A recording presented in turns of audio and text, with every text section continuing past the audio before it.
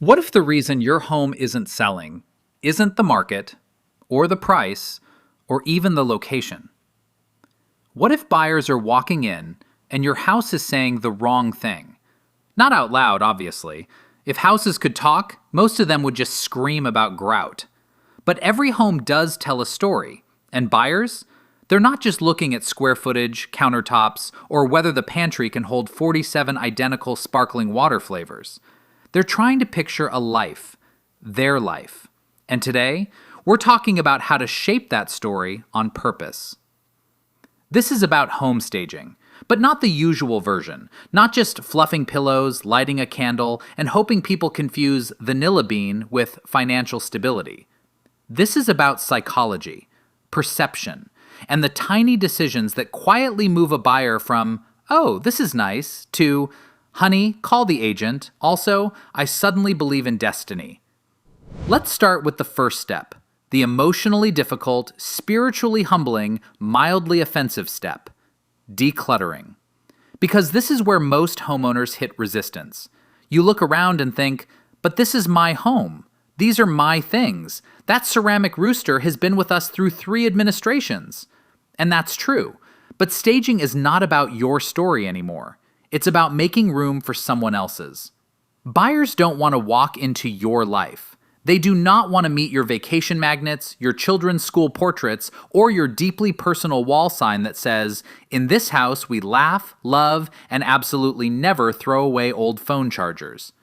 They want to imagine their own life here, which means the more the house says you, the harder it is for them to hear me.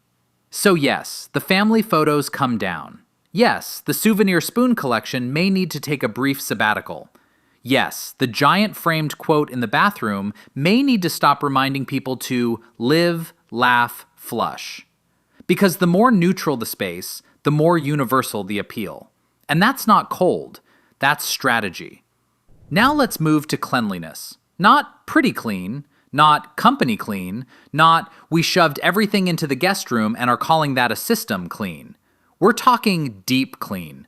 The kind of clean where the windows sparkle, the baseboards stop looking historically significant, and every room smells like absolutely nothing, which, in real estate, is the smell of victory. Because buyers notice everything. A dusty vent, a sticky cabinet handle, a mystery odor that hovers in the hallway like an unresolved legal matter. And here's the problem. Even if they don't say anything, they feel it. And home buying is emotional. People like to imagine they make housing decisions with logic, spreadsheets, and mature financial reasoning. They do not. They make the decision emotionally, and then later use numbers to explain why the emotional decision was, in fact, extremely responsible. Which brings us to the 2 rooms carrying an unfair amount of pressure in this entire operation, the kitchen and the bathroom. These rooms are not just rooms anymore. They are tribunals. Buyers walk into a kitchen and instantly begin judging the whole structure, your life choices, and possibly your bloodline.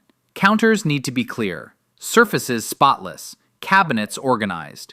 Because a good kitchen says, life works here. And a bad kitchen says, someone microwaved fish in this room and never fully recovered. The bathroom does the same thing.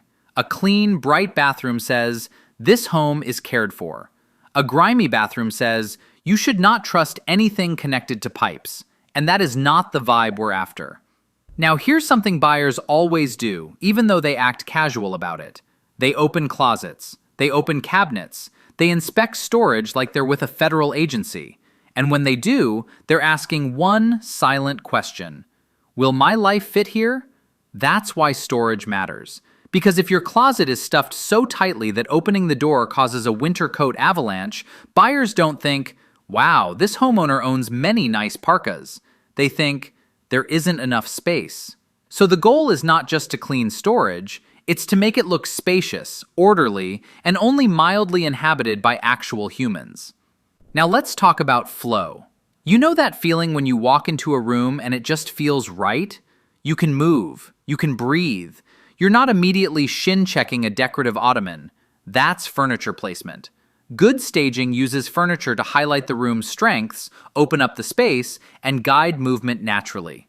This is important because if buyers have to squeeze sideways between a recliner and a decorative ladder holding artisanal blankets, they stop imagining a peaceful future and stop planning an escape route. A room should feel easy to move through, because when a space feels easy to move through, it feels easy to live in. And that's the whole game. Now let's get into design. Neutral colors, simple decor, a few intentional touches, fresh flowers, a mirror, maybe a tasteful bowl of lemons, because at some point we all agreed lemons are what responsible adults display when they want to look aspirational but approachable. The point is not to overwhelm people. You're not decorating for applause. You're creating a space broad enough that many different people can imagine themselves in it. So staging isn't really about impressing buyers, it's about including them, which sounds warm and philosophical. But it also means removing that red accent wall you loved in 2017 when everyone was making questionable choices. Now, lighting. Lighting changes everything. Open the blinds, turn on the lights, let the house wake up. Because a bright home feels bigger, warmer, and more welcoming. A dark home feels like it has secrets. And buyers do not want to purchase secrets. They want sunshine, soft warmth, the emotional suggestion that good things happen here and nobody has ever argued over a dishwasher loading strategy. Warm bulbs help. Natural light helps more, and together they can make a room feel less like enclosed structure and more like place where I suddenly believe I could become the kind of person who folds laundry immediately. Bedrooms matter too, and the trick here is simple. Think calm, crisp bedding, minimal clutter, a little symmetry. The goal is not to make it look like a real bedroom, because a real bedroom contains laundry chairs, rogue phone chargers, and at least one drawer full of mystery cords from extinct electronics. The goal is to make it feel restful, almost hotel-like. Not in a cold way, in a, maybe I could sleep here and become a better person way. Because buyers aren't just seeing a bedroom, they're imagining peace. And peace in this market is extremely premium. Now, before anyone even walks inside, there's curb appeal. This is where the house makes its first impression, and first impressions are wildly unfair, but also extremely real. A buyer pulls up, looks at the lawn, the walkway, the front door, the landscaping, and in about 6 seconds decides whether this home feels cared for. So yes, mow the lawn, trim the bushes, freshen the mulch, sweep the porch, maybe add a potted plant or two near the entrance. Nothing dramatic. You're not trying to create a botanical theme park. You just want the exterior to say, "Hello, I am maintained," which is incredibly attractive in both homes and people.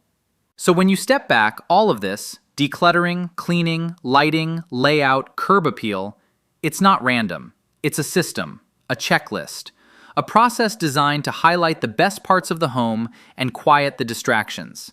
Because staging is really about connection, not just showing people a space, but helping them feel like they belong there. And when that happens, something shifts. The home stops feeling like a property. It starts feeling like a possibility. And here's the part people sometimes underestimate.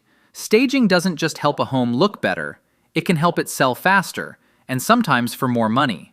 Because when buyers connect emotionally, they move more decisively. They stop comparing, they stop hesitating, they start mentally assigning drawers. And once someone has mentally assigned a drawer, you are very close to a sale. That's real estate science. Or at least real estate folklore, which is honestly how most of civilization operates. So if you're getting ready to sell, or even just thinking about it, here's the takeaway. Step outside your own story. Look at your home the way a stranger would. Ask yourself, can someone else see their life here? Declutter what's personal. Clean like it matters, because it does. Highlight what's strong. Soften what's distracting, and create a space that doesn't just look good, but feels right. Because in the end, the goal isn't just to show a house. It's to help someone walk in, take a breath, and think, yeah, I can see myself here.